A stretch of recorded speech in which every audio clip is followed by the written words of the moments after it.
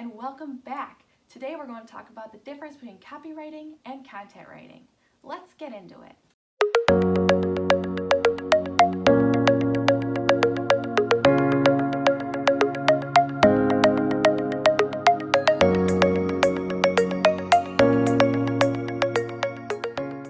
Today we're going to talk about the difference between copywriting and content writing. You can find all of this on my blog already, but I'm also going to be reading it to you so you can get it here as well. So, what's the difference between copywriting and content writing? Whether to call it copywriting or content writing is an age-old question amongst marketers and writers alike. We tend to put everything under the copywriting umbrella because it's the one most people recognize. I'm just as guilty as the next content writer huddling under the copywriting umbrella. When I first started out, I wanted to call myself a content writer because technically that's what I was doing. I asked other writers in the content marketing space what to do. Should I call myself a copywriter or a content writer? Ultimately, they all said to go with copy because that's the one most people are familiar with. But don't be mistaken, they're not the same thing. The easiest way for me to begin to explain the difference in my own words is that copy can be found within content, but content cannot be found within copy. Let's call this the content cookie cake. Writing good quality content is where one should start. It's the information that you provide to your readers about your company, brand, or product with the purpose of gaining their trust and potential business in the future. After providing enough information, you can create a brief offer that is the icing on the content cake and topped with a call to action cookie or a candle, but really I'd rather have a cookie on top of my cake.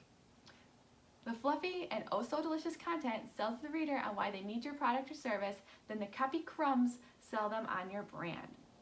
Now, copy is the zucchini in zucchini bread. Let me explain.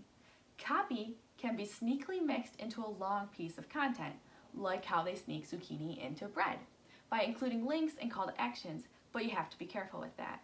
No one likes to be sold to over and over again, and no one likes to actually taste the zucchini in their bread. It's gross and makes the readers lose respect and trust for your brand. You cannot include content in your copy, however. Copy is meant to be short and to the point. If your content was strong enough, then your audience would already be sold. Your copy is simply asking them to click the button to complete the transaction. Now, consider that cake analogy. You don't want to have 90% icing and 10% cake, right? Unless you're a psychopath. If you picked up a cupcake and it was mostly a large blob of icing, you'd look at it with disgust, hold it out in front of you and put it back in the pan, or just, throw it out. That's how people perceive businesses whose marketing strategies are only to sell with copy and they don't share with content. Now, I created a quick table that you can print out, frame, and keep in your office for whenever you need a reminder of the difference between copywriting and content writing.